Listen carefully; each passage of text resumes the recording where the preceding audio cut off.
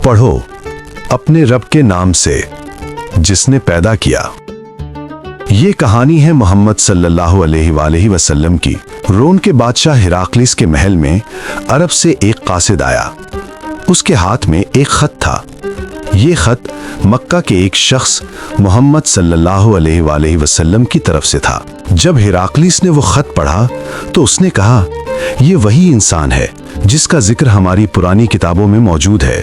आज दुनिया में 1 अरब से ज्यादा लोग इस्लाम को मानते हैं, लेकिन एक सवाल बहुत अहम है। अगर इस्लाम को मोहम्मद सल्लल्लाहु अलैहि वसल्लम ने फैलाया तो फिर इस्लाम को इब्राहीम का दीन क्यों कहा जाता है? इस्लाम की सबसे मुकद्दस जगह मक्का क्यों है? एक ऐसा शहर जहां ना दरिया हैं ना खेती, और अल्लाह ने इब्राहीम को बार बार आजमाइश में क्यों डाला? मोहम्मद सल्लल्लाहु अलैहि वसल्लम को समझने के लिए हमें पहले इब्राहीम अलैहिस्सलाम को समझना होगा। अरब को समझना क्यों जरूरी है?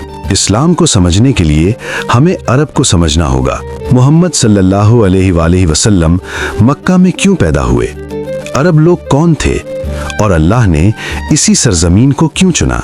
मोहम्मद सल्लल्लाहु अलैहि वसल्लम ने फरमाया, मैं इब्राहीम की दुआ का नतीजा हूँ। ये एक बहुत गहरी बात है। अरब कौन थे? मौर्रिखीन अरबों को 3 हिस्सों में तकसीम करते हैं। पहला ग्रोह कदीम अरब। ये लोग इस्लाम से हजारों साल पहले थे, जैसे आद और समूद। ये ताकतवर थे मगर खत्म हो गए। इनके खंडर आज भी मौजूद हैं। दूसरा ग्रोह असल अरब। ये ज्यादातर यमन के इलाके में रहते थे।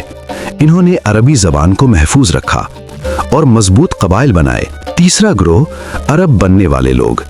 ये असल में अरब नहीं थे, लेकिन वक्त के साथ अरब बन गए। ये सिलसिला इस्माइल अलैहिस्सलाम से शुरू होता है, जो इब्राहीम अलैहिस्सलाम के बेटे थे। और यही बात अहम है, क्योंकि मोहम्मद सल्लल्लाहु अलैहि वसल्लम इसी नस्ल से ताल्लुक रखते हैं। इब्राहीम और आग। अब हम वापस जाते हैं कदीम बाबिल की तरफ, जो आज इराक कहलाता है। इब्राहीम अलैहिस्सलाम एक ऐसे घर में पैदा हुए जहां बुत बनाए जाते थे। उनके वालिद अपने हाथों से लोगों के खुदा तराशते थे, लेकिन इब्राहीम सवाल करते थे, जो चीज आप खुद बनाते हैं वो खुदा कैसे हो सकती है? लोग गुस्से में आ गए। बादशाह ने हुक्म दिया, इसे आग में फेंक दो। इतनी बड़ी आग कि परिंदा भी ऊपर से ना गुजर सके। लेकिन आग ने इब्राहीम को नहीं जलाया। वो सही सलामत बाहर निकल आए। यहीं से उनकी आजमाइशों का सिलसिला शुरू हुआ।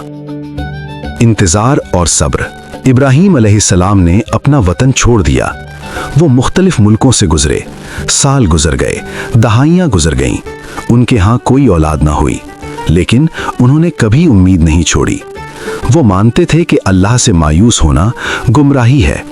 आखिरकार बुढ़ापे में अल्लाह ने उन्हें एक बेटा अता किया, इस्माइल अलैहिस्सलाम। रेगिस्तान की आजमाइश। कुछ अरसे बाद अल्लाह ने हुक्म दिया कि इब्राहीम, इस्माइल और उनकी माँ को एक सुनसान वादी में छोड़ दें। ये वादी बाद में मक्का कहलाई। ना पानी, ना खाना, ना लोग। जब माँ ने पूछा, क्या ये अल्लाह का हुक्म है? इब्राहीम ने सर हिला दिया। उन्होंने कहा, फिर अल्लाह हमें जाया नहीं करेगा। पानी खत्म हो गया। माँ 2 पहाड़ियों के दरमियान बेचैनी से दौड़ती रहीं। अचानक जमीन से पानी निकल आया। यही पानी जमजम कहलाता है और आज भी जारी है। सबसे बड़ी कुर्बानी। कुछ साल बाद इब्राहीम ने एक ख्वाब देखा। वो अपने बेटे को कुर्बान कर रहे थे। उन्होंने इस्माइल को बताया। इस्माइल ने कहा, अब्बा जान, जो अल्लाह का हुक्म है वही कीजिए। रास्ते में शैतान ने उन्हें रोकने की कोशिश की। उन्होंने उसे रद्द कर दिया। आखिरी लम्हे में अल्लाह ने बेटे की जगह एक दुम्बा भेज दिया। पैगाम वाज़ेह था, अल्लाह खून नहीं नियत देखता है। अल्लाह का घर। बाद में इब्राहीम और इस्माइल को एक सादा सा घर बनाने का हुक्म मिला। यही काबा है। तामीर के दौरान इब्राहीम ने दुआ की, ऐ अल्लाह, इन्हीं लोगों में से एक रसूल भी भेज दे। ये दुआ 2500 साल बाद कबूल हुई। वो रसूल थे मोहम्मद सल्लल्लाहु अलैहि वसल्लम। तो मक्का ही क्यों? تو پہلی وجہ یہ کہ یہ سیاسی طور پر غیر اہم تھا، بڑی سلطنتوں کو اس میں دلچسپی نہیں تھی، اسلام کو آزادانہ پھیلنے کا موقع ملا۔ دوسری وجہ، کوئی سلطنت اس پر دعویٰ نہ کر سکی۔ اگر کعبہ روم یا فارس میں ہوتا تو وہ ان کا ہو جاتا، لیکن مکہ صرف اللہ کا گھر رہا۔ آخری پیغام، برکت جگہ میں نہیں ہوتی، برکت اللہ کے حکم میں ہوتی ہے۔ دعائیں فوراً قبول نہیں ہوتی، کبھی سال لگتے ہیں، کبھی صدیاں۔ ابراہیم نے دہائیاں انتظار کیا، ان کی دعا صدیوں بعد قبول ہوئی۔ امید، صبر اور یقین تاریخ بدل دیتے ہیں۔ شکریہ۔ السلام علیکم۔